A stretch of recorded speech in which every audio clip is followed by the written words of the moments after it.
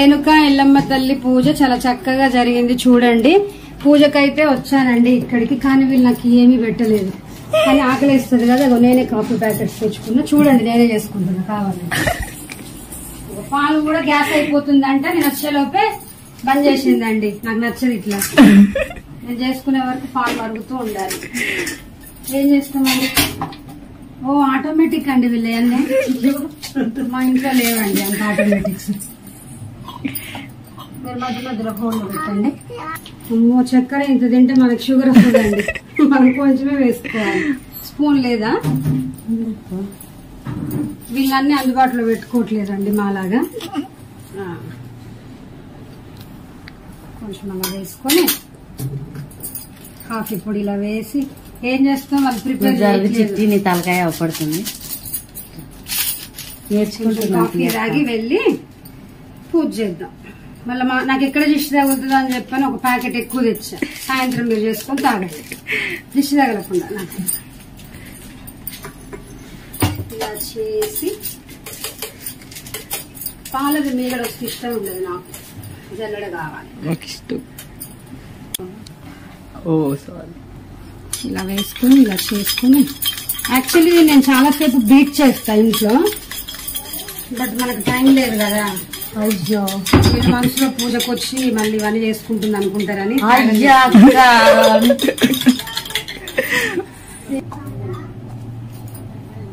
మంచి పెద్ద బాగుంది అసలు, జల్లడేదండి. వీళ్ళ ఇంట్లో అన్ని ఆటోమేటిక్ బాగున్నాయండి. మీ మూతి మీద పడతాయండి పాలు.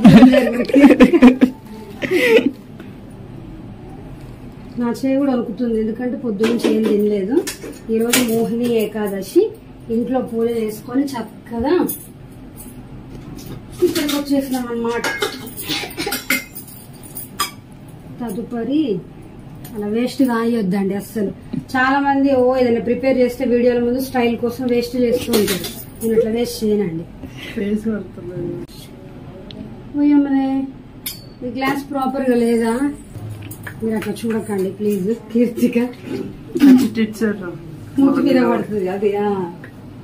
చూడండి, ఇలా చేసుకున్నాక పైన చక్కగా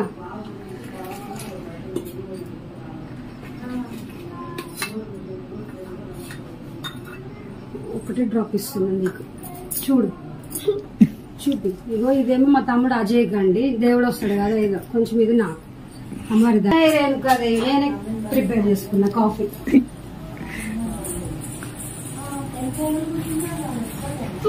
వాళ్ళందరినీ కూడా చూపు.